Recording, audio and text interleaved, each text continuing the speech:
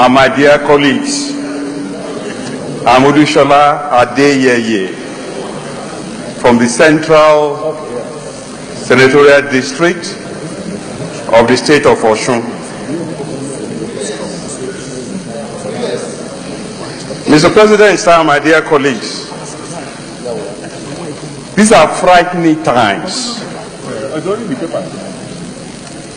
These times are frightening because many Nigerians, including many of us in this chamber, put our life on the line to ensure that we have democratic governance in Nigeria. And I want to remind all of us that which I'm sure nobody here needs any reminding, but in particular to remind the Republic that the difference between a military regime, however benevolent or autocratic it may be, and a democratic regime is the presence of a legislature. A legislature whose responsibilities are explicitly defined by the Constitution. I also want to say that whether you serve this republic in the executive, legislature, or judiciary, every public servant is sworn to obey all of the laws of the Republic. If there is any law which has been passed by the legislature, signed by the President, gazetted into the law of the Republic, no one is given an exemption to dodge, bend, avoid, dance around that law. Many have argued, and I believe convincingly,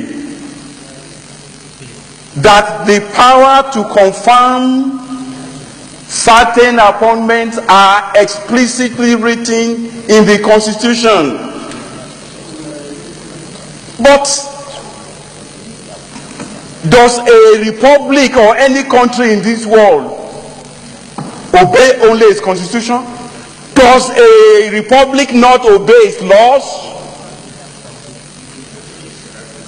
Every act that specifies confirmation of any appointment is the law of the land.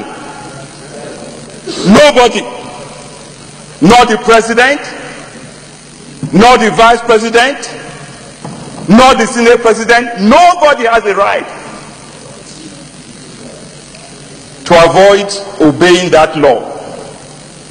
To that extent, whoever has a problem with any law, whoever believes that the law of the land is not constitutional, should go to court and seek it to be declared null and void. Until that is done, it remains the law of the land and must be respected. And anyone who does not respect it is breaking the law of the land. And we don't want to go to the extent of what happens to those who swear to obey the laws of the land but don't obey them. For the record, I want to say here that I voted yes for Magu. But this is not about my view. The Senate of Nigeria voted no. I stand with the Nigerian Senate. Because if a republic must choose between strong leaders and strong institutions, it is wiser by far to choose strong institutions. We must not allow any branch of government to be weakened to an extent where the laws of the land can be flagrantly disregarded. To that extent, my dear colleagues, I believe what is happening is not about you and myself. What is happening is about the character of this nation until eternity. Can we pass laws and obey our laws? Can we stand by our laws?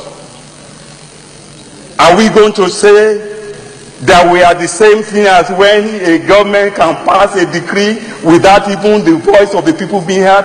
We, the legislature, we are the voice of the Nigerian people.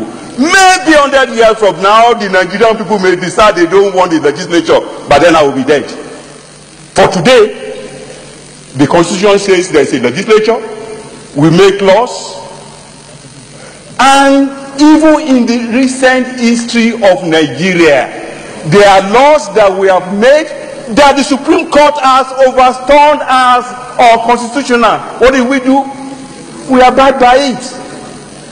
Where nobody has gone to challenge a law, that person has no other option but to obey that law.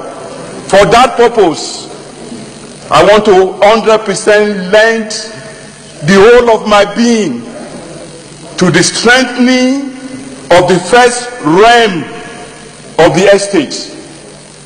The first realm of every democratic estate is the legislature. In fact, in advanced countries, when the judiciary misinterprets the law, the legislature is quick to make such amendments so that such misinterpretation will not take place again.